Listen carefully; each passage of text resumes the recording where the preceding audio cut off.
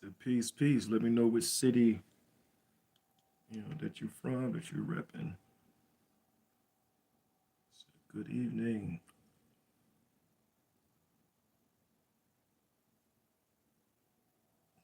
Mm-mm-mm. So let's see here and kind of pause. I'll wait as YouTube sends out the notification.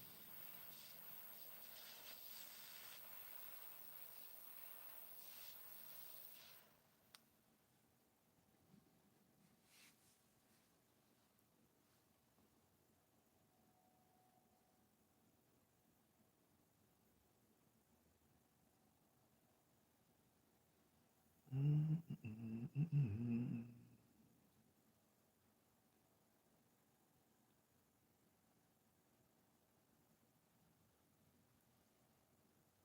All right, so give about one more minute.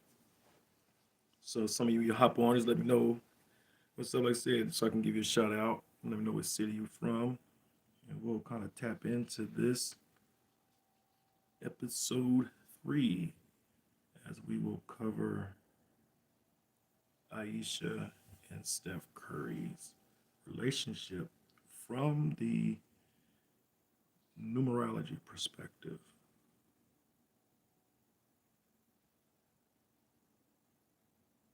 Oh, what's up? Happy birthday. What's good?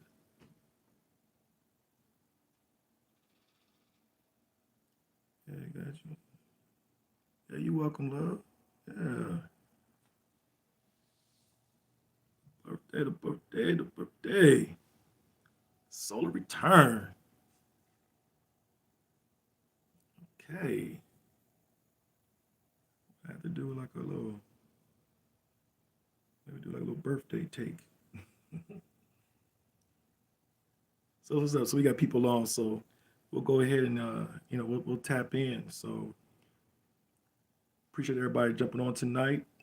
Let me know what city y'all are repping. We got a birthday. We got someone that got a solar return going today, so we honor her on the birthday. And so, like y'all probably know, we've been kind of touching on the Ayesha and Steph Curry relationship dynamic. We've been coming from an angle dealing from the living soul numerology soul guidance system. And so we're looking at the energy that's behind that drives our relationships.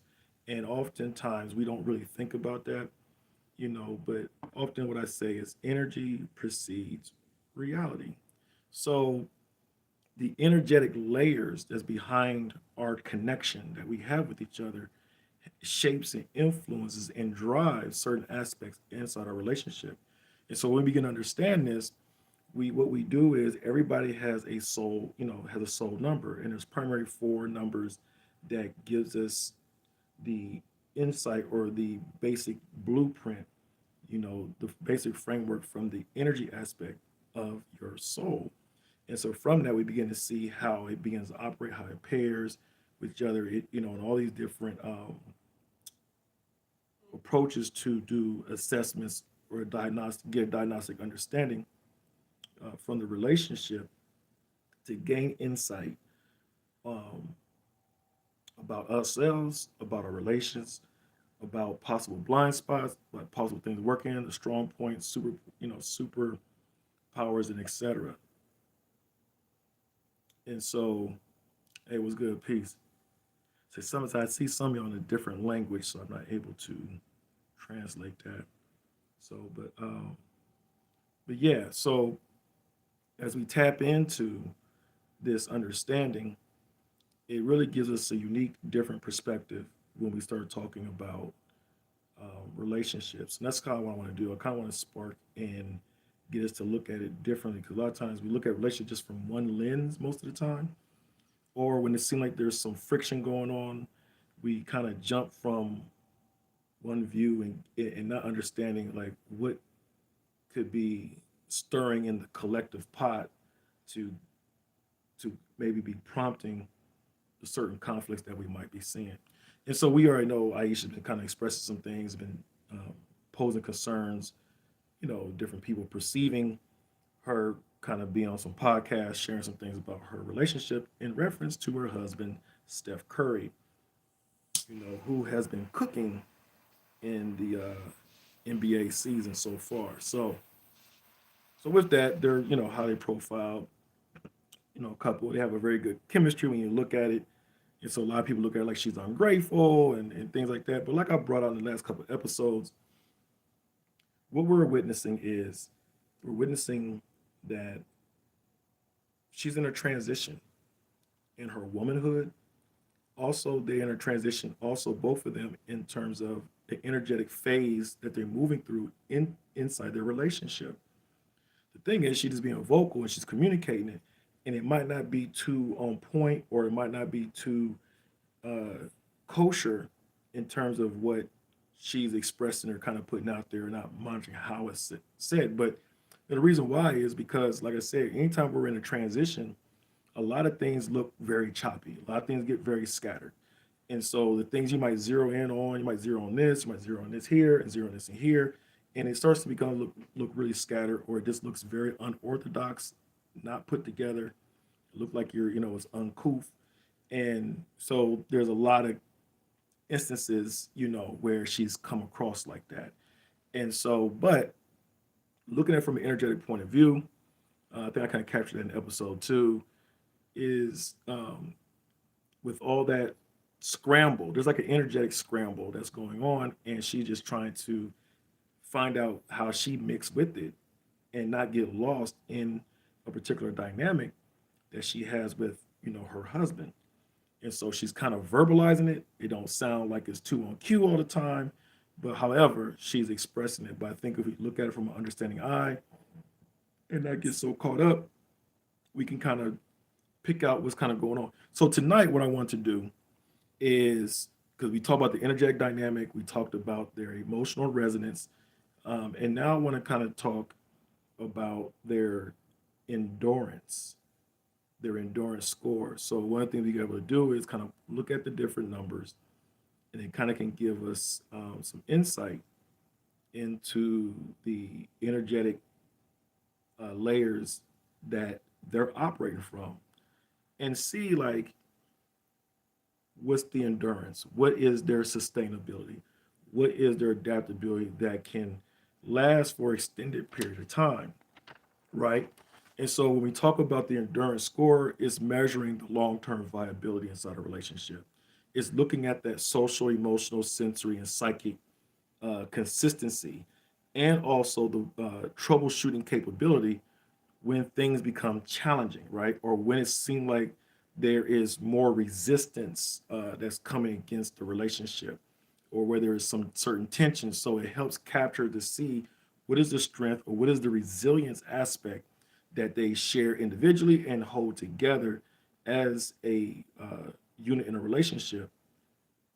How would that pan out? What's the energetic support that's behind them? And so that's what this score is kind of giving us an indication. It's being pulled from different metrics, but it's giving us one, particular score to kind of give us a means to assess it, right? And so this also points to the energetic structure behind our relationships. A lot of times we're in relationships, people don't think about that. They don't think about what is that energetic structure that we operate from to support all the visible or the physical or the social interactions of what we are to each other. And so this endurance score helps us kind of see that and capture that. Okay. And so that structure begins to show what it is of through time, what it is of through change, what it is of through tension. A lot of times we don't think about that, you know what I'm saying, until the tension hits. But also I want to point out is it also captures us through the deepening bonding cycles. And this is where Ayesha and Steph's relationship is at. I mentioned about, they've been together over 9 years. Also individually, she just switched over into a different phase of femininity, and he has switched over into a different phase of masculinity. The phase of femininity that she is in, we refer to as the magnetizing phase. The phase that he is in is referring to as that building phase. And so really, once they transitioned into this, and so they're just, you got these different things being prompt. And we, as we discussed many different episodes, that their annoyance is coming from the emotional space, the emotional resonance when you start looking at their numbers, because they have very good compatibility. And it shows, I'm gonna kind of cover that to kind of highlight some of the scores. But we also, when we started digging deeper inside the layers, we begin to see that their numbers together, their energy is, they have a lot of sameness. If you look at Steph and his wife's, Ayesha, picture, they look very kindred. They have, and it's interesting. Their numbers is a lot of sameness. They have a lot of androgynous energy. They have a lot of masculine energy. They don't have any feminine energy in their mix. So together, they're very practical. They have a very creative spin, and they have a lot of this unique adaptability and ability to give each other space to be what they are and who they are. Okay. But we also know when there's too much sameness and with all that androgynous energy, they can find themselves going through deep periods where they're just holding space for each other and not really establishing any directives. And they almost kind of can get to a point where they feel like they're stagnating or become socially flat, which then also can affect, the the sexual social battery, as we covered, and so forth. So I think in this transition that really they're in energetically, Aisha's kind of just verbalizing, and she is trying to connect with a level of emotional resonance that's not necessarily really there naturally. They have to work very hard at that as individuals and in a relationship, because they don't have any score in the feminine and they have a very low score in the water element. And then also with all that sameness in the polarity, and their polarity score is a negative 21. So they're really, it requires a lot of work from the pool for this level of emotional refreshing, this emotional charging, that might be being desired, during this time. And so it's just coming out being verbalized through Aisha. We want to talk about the endurance score, like I said, the deepening bonding cycle, because in relationships we go through different cycles. And so really ideally between like 7 and 9 years, you are entering into a different level of a bonding cycle with your lover. Okay. And so, and then these cycles, cycle in, cycle out into certain times. So there's certain intervals in your relationship. So we could say ideally, like every, you know, um, 14 to 18 years, you're going to visit a certain energetic cycle that's really, it might seem like it's challenging, but it's really there to deepen the bonding cycle. There's a bonding cycle that exists inside relationships. That's why you see people that have long-term relationships. There's a bond because you're not going to be having a enduring relationship without a level of a strong bond. And so we go into these bonds, and the time we're spending with each other, we're developing, we're cultivating, and we're building the strength of that bond. And so there's no relationship where everything is all, fairy tale and all peachy. Um, there's an aspect of um, push. There's an aspect of resistance. I mean, I ain't saying gotta be drama and that kind of stuff. I'm just talking about there is an aspect, there's a contrast aspect that's associated with our relationships. And that contrast is there to really help bring and deepen what we are to each other. If we learn and um, align with the lessons, the insights, or the reflections that we need to witness inside ourselves, so that we can make sure that we're projecting the necessary things to keep our harmony, to keep us understanding each other, and to strengthen the bond. Okay. And so that's what this whole thing we're talking about, the whole endurance part of the relationship. So they are like in this bond, and they just really crossed over. And so now this bond that is prompting them is to visit their emotional resonance. It is to visit for them to maybe implement some things to help not to ignore the emotional pulse to keep the level of attraction, spontaneity, and flexibility, so that way they can still hold a level of appreciation for each other at a very deep, high, intimate level. Okay. And so sometimes to get to that space, there's a little shaking up that needs to occur. It doesn't have to be ugly and nasty and ugly, you know, but just recognize you might hit these different periods where there's a shaking. So that way the shaking begins to the making, right? And so that's kind of where they're at. So interesting when we look at all the different dynamics with Ayesha and Steph Curry, their endurance score is a 94%. Okay. And so what that signifies inside the Living Soul numerology system is that they really hold a high level of adaptability.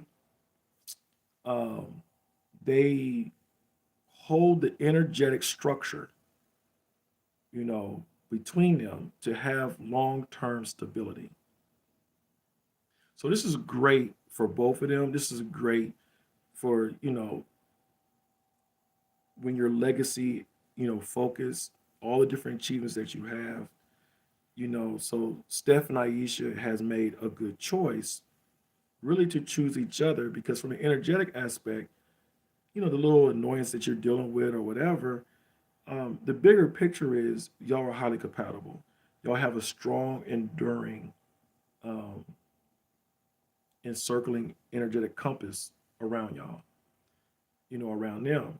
And so this is like a very lifetime. So it's almost like it's not almost. I mean, the energetic is like y'all can build together, enjoy the rewards together, and then begin to advance what y'all create for each other to pass it on or to the hallmark. So it's not like either one of them will misrepresent each other. They're more liable to represent each other. I know we're looking like, well, Aisha ain't representing them right now. It looks kind of off. Yeah, that's fine. But their numbers um, that they have a level of adaptability. They have a high score in communication. They have a high score in mutual support and have a high score in selflessness.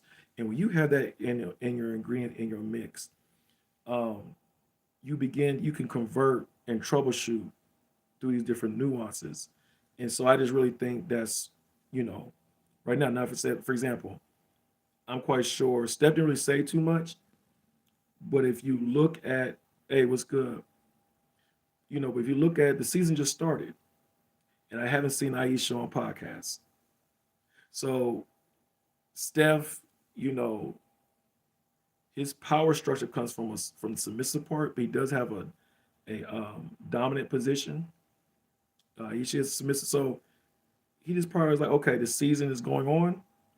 It's time to cut out the podcast or saying stuff that draws undue attention because I need to focus in on the season. I need to focus on being great.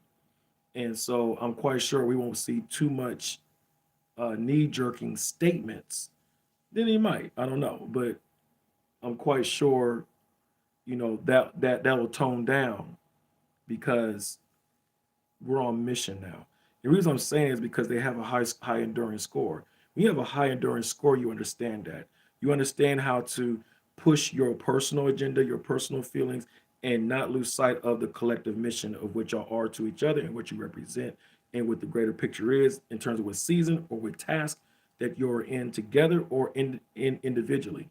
And so we're at this point right now. It's like, hey, you know, um, if you can't taper what you're saying to the point where you're not bringing in extra distractions, because I don't want to be after the games, and I want to be getting these pop up questions about statements coming from you that's inside, inside our unit, and I'm speaking to things that's outside the context of what we need to be focused on. So I'm quite sure, that was communicated. All right. So when we talk about the endurance score, they score very high. High adaptability, the energetic layers behind them supports long-term stability. Okay. Now, inside we call what we refer to the relationship gravity score. So this is their relationship, the gravity, that push and pull, dynamic. They score very high there. They score as an 85%. So it showed that they have an exceptional harmony. So despite all the different things in other episodes that I brought out, showing, the weak polarity score under the emotional aspect, like I said, their nuance or their Achilles heel or their little annoyance that will come into a relationship is going to come in really from the emotional space because they don't really score very high in the emotional resonance area of the relationship part. But overall, they're strongly compatible. They have high endurance, um, and they have great harmony with each other. Now, what's interesting when we look at the push and pull energetic scores, they have a 55% pull and a 45% push, which gives them a 10% resilience. So, what does that mean? It just means they have in their energetic flow with each other, there is just a natural neutral energy. When you got a good neutral energy, when challenges come up or arises, you are able to change it and convert it into the direction you need to go. So they have a decent enough um, pull gravity or pull force to do that. Now, ideally, when I look at a lot of these, you want them to see have a higher resilience score. But what this really means is that in different cycles, so for every 5 cycles, 5 positive cycles, or 5 um, uh, favorable cycles, for every 5 favorable cycles, there comes a potential, a cautionary tension that might present itself. And the resilience kicks in when that cautionary tension may present itself. The resilience gives you enough space, right, in time when that tension shows up to begin to what reroute it, to change the nature of it, or to reconfigure or to troubleshoot through it. When these intervals become closer together, it puts pressure on your resilience because you don't have enough time in between the tension cycles to rectify it or to reroute it. So they do have um, enough resilience to do that. Then we look at the other different factors that's going into their overall different variety of different scores that we use as metrics. The endurance is there. They have high adaptability. They have a strong androgynous energy inside the relationship setup. So they're able to be very adaptable, which adds to resilience. So even though they got 10%, it's almost like it gets a boost from their soul archetype layer or their soul archetype level because they have a strong androgynous energy. Okay, so they're able to kind of just naturally pull from that, and they actually pull from that from the emotional space as well. So that's kind of good. It kind of gives some adaptability and flexibility to to face tension cycles. So a relationship, and sometimes um, or oppositional cycles, right? And so you got these different type of cycles that arrive at certain intervals, and so they just have it. So when it comes up, they have enough resilience and enough adaptability to kind of just smooth any conflict over to the point where it doesn't have to arise itself again. So they have that strong neutralizing effect inside the relationship, and so that's very healthy when you start talking about having a long, sustaining, enduring, adaptable, flexible, functional, enduring relationship. Okay, and so that's kind of what you really get there. If y'all want to, let me check y'all's chats. What you have going on? So there's nothing there. Okay, so that's kind of what they really have very going on. So they got strong endurance. They are in this phase of deepening their bonding cycle. So if I was to advise them, is to really focus in on strengthening their emotional bridge, build an emotional fence around each other. Take some little extra time to figure out what is their emotional language. Okay. We know part of emotional language is because we know the ego has a direct lineup with their inner both of them. So there's a level of self importance. So it's almost, I think, what Aisha is expressing, which is expressing, it's almost like she wants to redefine what's important to her. And so Steph, and I'm quite sure he will, Steph at this space um, needs to, maybe make some extra effort emotionally to maybe hear and listen, hold space, as people would say, engage and pair with her to implement if she's wanting that from him. But it's definitely probably this redefinition of who she really is. And in that redefinition, there's also changing the priority of importance to her, right? And so one of the things with them having strong androgynous energy inside their battery, it kind of invites and demands them to have this ongoing shifting of roles. Where some people might have a more traditional, as the role is this, and they just stay stuck there. That's not really. They both have a high level of creative thinking characteristic. They have a strong need for communicative exchange. Matter of fact, it's one of the superpowers. Actually, they exceed. I mean, they're like a 12 over 8, communication wise. So there's a lot of air. There's a lot of spontaneity that needs to be more intentionally implemented. They probably didn't actually do it, but definitely in the emotional space, their emotional resonance is craving air, is craving water. And so they just need to both implement different, whatever that might be, in their own language, in their own dynamic, curated around their emotional needs. But it has to be, the intention has to be set like, look, let's go ahead and build this.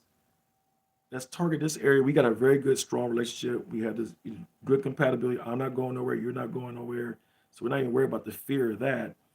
But in order to keep the level of intimacy, to keep the level of the heart change and the social interaction from not feeling flat, let's recognize this emotional side. Let's recognize this emotional hook, and that's re-anchor ourselves emotionally because they both don't naturally just do that. They're very mental, they're very practical, um, but maybe the emotional sensitivities, they're mindful of each other. That's not hard, but just some of the emotional stuff they need to just implement, just put in the forefront of their mind until it becomes a culture between them. And that's kind of where they're at. And then build a structure, emotional emphasized structure in that. So that way they can kind of just put some things in place to make sure they're recharging and rebooting and even check in if they feel like they're kind of getting something emotionally because you're not implementing something new. So it has to get infused or integrated into your dynamic. And so that will take time as everyone, as both of them are involved. And it's like not taking away from anything else that they do very well. Overall, they got very good things. It's just now it's like, oh, you're in this deepening bond phase. You got y'all put time in. Y'all been together over 7 years. I think been over together over 10 years. So you went through this transitory stuff and switching over, and so the energy is just feeling a little bit different. Okay, and so and it's completely fine. It's normal. The problem is because love is her so traditional in things that we be indoctrinated about relationships, we're not really understanding. We know about the different cycles and chains, but there are certain distinct energetic prompts that will occur. It's designed there to deepen our bond, and so their bond is like let's make sure our emotional stuff is intact, so that way when you go into another transition to another cycle, it doesn't have it won't um, be that strong annoyance because y'all done the work, you put time in and implement new things. Where when you go through these major changes, it's less demanding on you. You're able to remain more fluid. Okay, and so that's what I want to kind of cover right there in this last episode for them. I will be coming with some other um, celebrities in terms of relationship and kind of just capture. I have some people mention certain ones, so you can put them right here in the chat or in the comment after this live is posted, and I can kind of see which relationship you might want for me to cover. I kind of got a list that we're looking at right now, and so I will announce that on the next episode. So these lives will be available. You can see after a while they'll be moved over into Patreon. So I encourage you to join me on Patreon. Just go to Patreon Living Soul, and you'll see stuff right there. You can become a Soul Vibe member, which is like $7, or you can get more infused into some of the deeper things we got going on our Audio Soul Sanctuary, and that's $19.99. So you're really getting a lot of insight. You get access to a whole audio library of different things. We're just target different stuff for your own well-being. So you on a spiritual path and looking for something that's practical, measurable, can help you get results in terms of trying to manifest, or help you feel more reliant, or help you get some different insight on different perspectives, you know, come rock with me, on like I said, on Patreon. So it's go to Patreon, Living Soul. All right. And if you want some more insight in some of the things we're talking about, relationships, I have books, Relationship Battery, and what you've been hearing during this whole time talking a lot about the Relationship Battery. There's a book called The Relationship Battery. You can get that on Patreon. When you go there, just go to the shop and scroll to the book Relationship Battery. I also have a book called See Your Lover, SEEE, See Your Lover. And then we have another book, but I'm gonna make it available soon. It's called Activate Your Lover. Okay, and then there's also a lot of audio albums that I have. Uh, ladies having how does he show up for you? That's an audio album.